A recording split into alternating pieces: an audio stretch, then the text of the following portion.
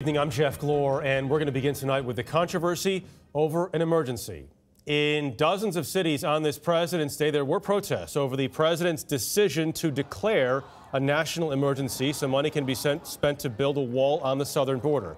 On Friday, during the announcement, the president predicted lawsuits would follow, and that is coming true. Here's Nancy Cordes. He would rather see his people starve. As the president spoke out against a Venezuelan dictator, Trump must go!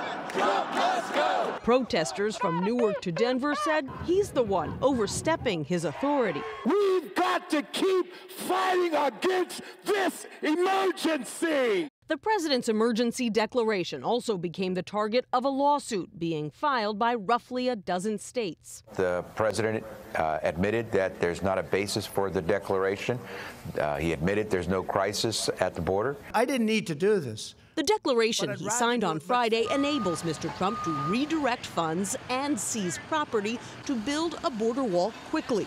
A couple hundred miles of wall by mid-2020, according to White House senior advisor Stephen Miller. And if the president can't defend this country, then he cannot fulfill his constitutional oath of office. Democrats say it's a power grab and plan to introduce a joint resolution of disapproval as early as next week. It's likely to pass, with help from Republicans like Will Hurd. There's going to be over 1,000 ranchers and farmers potentially impacted if the government comes in and takes their land. The White House says it will cover the cost with a pair of Defense Department funds totaling $6 billion. Critics say that money was set aside to build schools and housing on military bases. The president's allies say those projects can wait. I would say it's better for the middle school kids in Kentucky to have a secure border. We'll get them the school they need.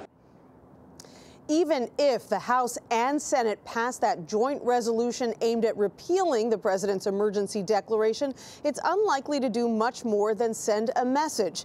That's because the president's aides say he'll veto the resolution, his first official veto, Jeff, of his presidency. Okay, Nancy, thank you very much.